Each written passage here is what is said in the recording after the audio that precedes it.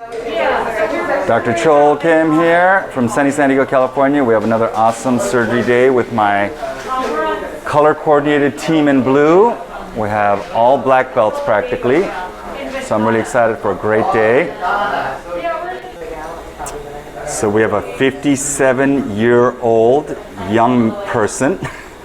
I hate to say that 57-year-olds are old because I'm going to be 57 this year anyway. This is a 57-year-old product engineering architect from Carlsbad. He's got back pain, bilateral leg pain. He still remains very functional, but you can just see why he would have trouble. He's got an L5-S1 spondylolisthesis. It's got angular as well as translational mobility. Here's the MRI. And here's one of the reasons why he's got pain. The neural frame and the little opening on the side, the vents, that's what normal looks like. And that's what kakapupu looks like. You can't not see the nerve. So the nerve is that black dot surrounded by that white fat.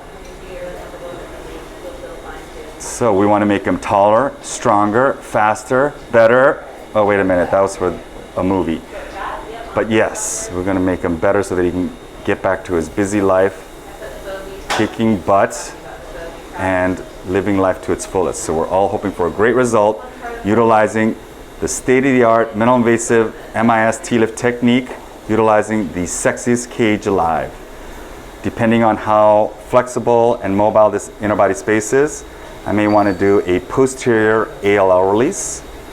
That means I'm going to come in from the back and poke little holes in the anterior annulus and ALL, taking extreme care not to injure the blood vessels in the front, because you know my mom always said spine surgery would be a lot easier without blood vessels and nerves. But if I need to do that, that'll allow me to really open up the anterior column and get the segmental lordosis that is typical of the L5-S1 segment. L5-S1 is always the most challenging. So we're all hoping for a great result. Alrighty, here's the most cool thing about doing navigated pedicle screws.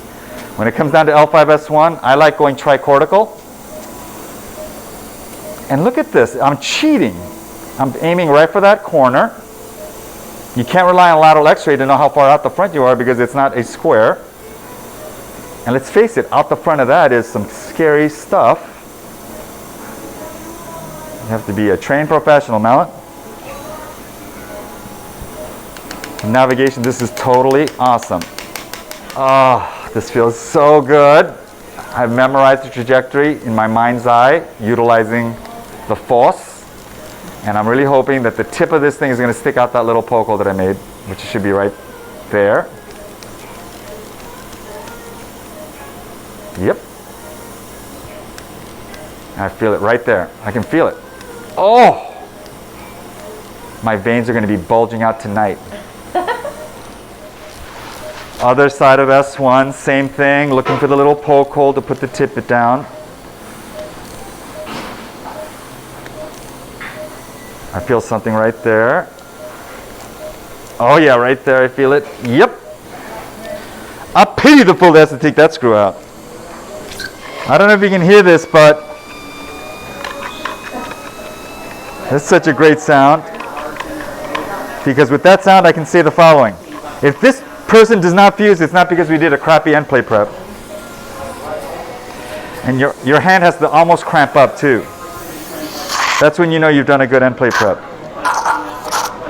Okay, all the two tears now, straight, angled. Alrighty, I'm getting to one of my favorite parts of the case, putting in this cage. It's called Sable.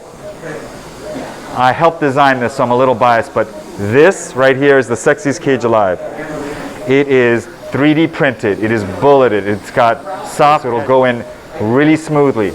It's got an inserter that's smaller than the back footprint of the cage, so I can see around the edge of the cage and make sure that nothing's getting trapped in there. A lot of the holders hold the cage from the outside, so when I put this in, I can't see the cage. I can only see the inserter. So if something gets trapped inside this little edge, I may not be able to see it. So all these tiny little incremental improvements add up to a big difference, because I'm a big believer in cumulative incremental improvements.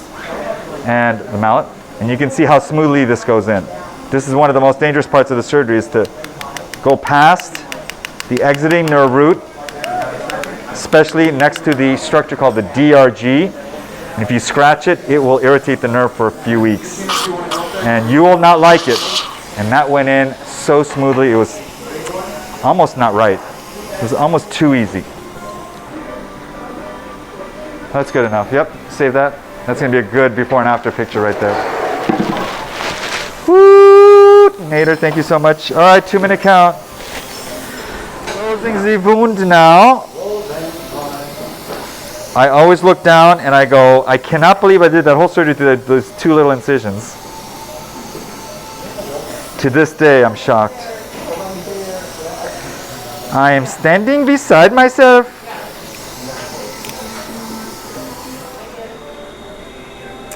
Alrighty, here's the part of the surgery that I call the interbody erection. I have the screws in. I just put in the sexiest cage alive right here. And look what happens as I expand it. It's getting bigger, bigger, even more bigger, even more bigger. Oh, look at that. And I can't wait for you to see the before versus after x-rays, but this doesn't even look like this, man. It's like, who are you and what have you done with our patient? Because look how big the anterior column is. It's as big as the upper levels. I still have it focally lordotic because that's how L5-S1 is. His bone is really strong. The end plates of the implant are congruous with the end plate of the spine bone. So it's all coming together, 1,000 points of light.